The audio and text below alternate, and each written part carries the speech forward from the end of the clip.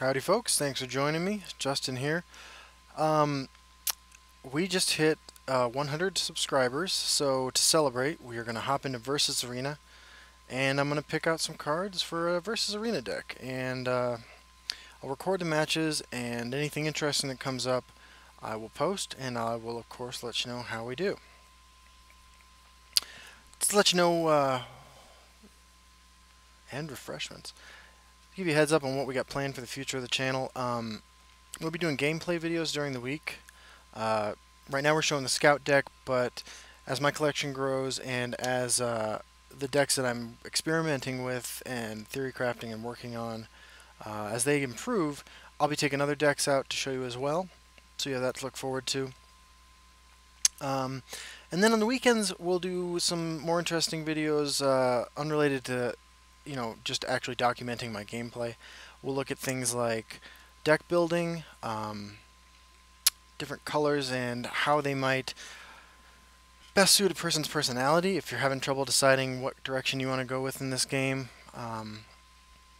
And also, I will be doing a weekly series of articles on legendsdecks.com. That's legends-decks.com, called Building Legendary Decks, where I am going to walk you through some of the steps that I go through to build decks, and that maybe could help you build the next Scout deck or something like that. The game's really new, so there's a whole lot of stuff out there that nobody's doing yet, and sometimes it just takes the right, the right way to look at a single card to give somebody the sort of idea they need to come up with something brand new. So that's what I hope to help do with that series of articles.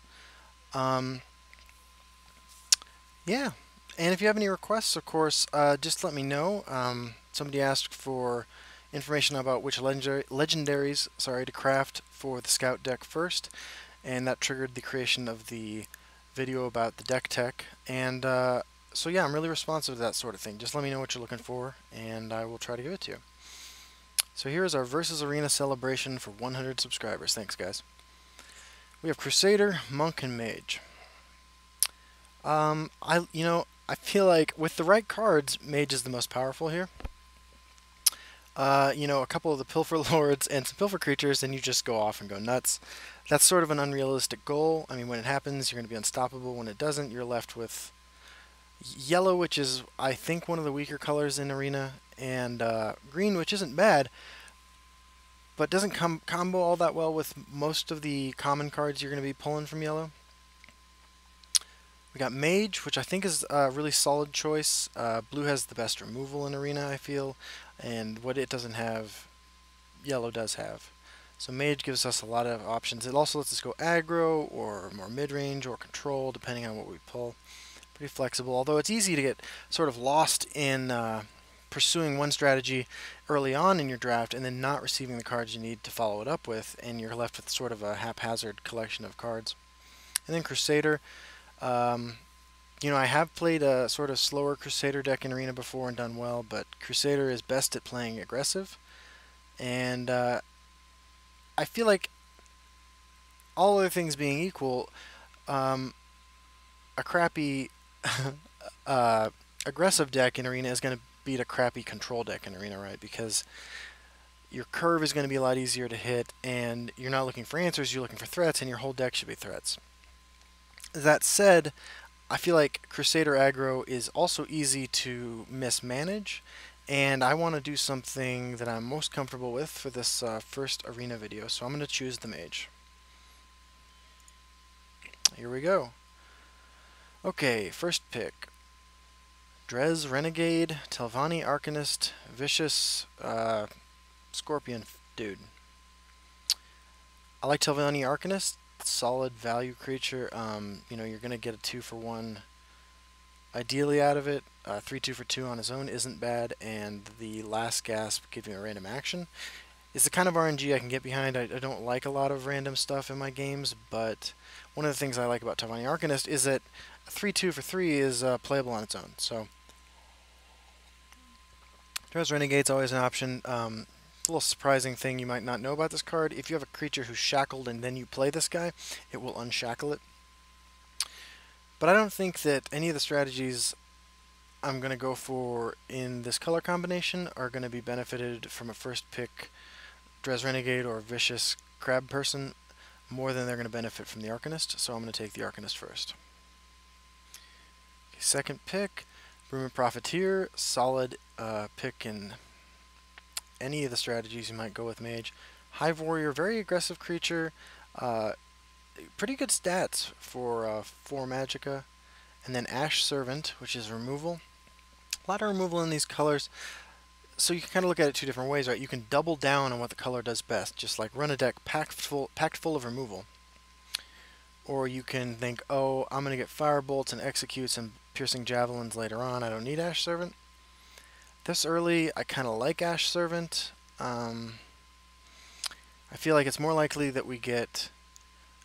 I mean, Hive Warrior can be replaced by anything. I mean, you can kill your opponent with a 1/1. Bruma Profiteer is well costed, it has a nice ability, but I think Ash Servant is the most irreplaceable card, despite the fact we are in the removal colors, so I'm taking that. Okay. Ordinarily, Hexmage would be the sort of card where it's like, well, do I want to go the Hexmage direction, or do I want to do something else? Maple Shield is unplayable garbage. Ravenous Crocodile is pretty terrible. So I'm just going to go Hexmage. I might not ever get any value out of it, but it's not a terrible card to have. And it's worth pointing out, stacking blue cards in your Mage deck is great because Cunning Ally is a fantastic card. Another Crocodile, another Maple Shield, so the pick is once again made for us. And 5/5 for 5 is totally playable. Dwarven Sphere. If we're into tempo plays, that's not bad. Ice Spike is probably the worst card in the pack. You know, it combos with Hexmage, but it also doesn't really do anything. Sapper, you know, not the most impressive card, but I really kind of want to pick it in this spot.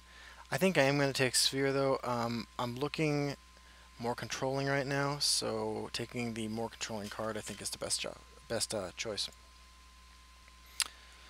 Okay. Well, the way the deck looks right now, being ahead in life isn't all that realistic. It is a 4/4/4 though, no matter what happens. Hive Defender, great costed guard creature, and Baron of Tyr or Tear or something like that. I'm going to go with the defending crab person, the Quama. I just feel like it's the most value for the stats. They're all costing 4, so I'm choosing based on what do I want to play most on 4. I feel like Hive Defender rewards me the most. We have no spells, so Crystal Tower Crafter is not exciting. Crown Quartermaster is a high value card. Looking Crocodile is garbage. I mean, it's playable, but like it's super unexciting. Going Crown Quartermaster. No spells. I don't have any 2-drops, but Lightning Bolt is just a fantastic card, so. I'm starting to get pretty top heavy here with my cards. I'm not sure that I would take another Bristleback over most cards, but man, Healing Potion, I don't want to play Healing Potion in Arena. Ice Spike, super boring. Does combo with Hexmage, but I can't go all in on the Hexmage. I think... Gosh, I have no 2-drops though, and I'm 8 cards in. I think we just go Bristleback. Executioner, I'm not going to be destroying runes all that fast. Mace of Encumbrance would be my second Shackle effect. I don't have anything useful to attach it to, but it could help me claw back into the game if I'm going a little slowly, and it looks like I might. On the other hand, a 2/4 for 3 isn't that bad. I think I'd have to take the Executioner at this point. Alright, this is an easy Vindicator. This card is amazing. Worst case, 6/6 for 6. Best case, kill a creature either by buffing your own creature or destroying an opponent's creature. Somerset Ori is one of the worst cards in the game, and it's unrealistic that I'm going to be picking up any support cards for the Mystic to grab, so we're definitely looking more mid-range, more controlling, not aggressive, so let's go ahead and pick up the Priest of the Moons. You know, I really like Wardcrafter, but I think that the value you get from Arcanist is just too great. I don't have a lot of things to do with Wisp Mother. Peddler, I mean, I have 2 spells in my entire deck along with some Arcanists. Fervor, I'm not really a Fervor deck either. This is tough. You know, at the end of the day, Peddler is a 2/2 for 2, and it's a high kill target if my opponent thinks I'm going to go off with it, so I'm taking Peddler. Immolating Blast is a good way to catch up, but I think, and Pit Lion's not playable in this deck right now with the lack of cards, so I'm taking Vindicator, more value creatures. I'm taking Harpy. I don't have a lot of good targets for this, so I guess it's Tiger. I think it might just be the Enforcer here. I need those 2-drops, you know? A 1/5 isn't going to do much for me, so... Shocking Wamasu is the kind of card that helps you come back and helps you win a late game, so I'm going to take that here. Firebolt, great removal. Schemer. I'm going to pick up the Schemer. I like drawing cards. Along with that, Highwayman's great, but it just eats removal. On the other hand, Crushing Blow is a good way to clear out opposing creatures. I think this is a pretty greedy pick in this deck, so I'm going to take the Crushing Blow. So this isn't really a Soul Split deck. It's not really an ally deck, so... Whew. You know what, actually, Soul Split doesn't look terrible, but I think Sapper's a safe choice, so... This is definitely more a Legionnaire deck than a Camlorn Hero deck, so we'll go with that. Dunmer Nightblade's great value. Our first legendary, we can have Marak, which costs a shitload, but might be what this deck is looking for. Alkosh, the exact opposite kind of effect. I mean, obviously Nuts turn 1, but can't rely on that, right? Mentor's Ring is pretty much terrible, so I'm going to go with Marak. This is a pretty ridiculous deck we're drafting. Firebolt, help us get to the Marak. How many spells do we have, right? I mean, 1, 2, 3, 4, 5, 6. Is this a Hex Mage deck? I think it might be a Spider Worker deck before it's a I need another Hex Mage deck. You know what, we're all in. Oh, the Hex Mages just keep coming. We're going Crown Quartermaster though, so we can get that far. We have 1, 2 Shackle effects. Doesn't seem like enough to run the Tormentor. Elusive Schemer, just keep the draws coming. Alright, I'm gonna end this video here, and I will start recording some games with this deck and see how it works. Thanks for watching, guys.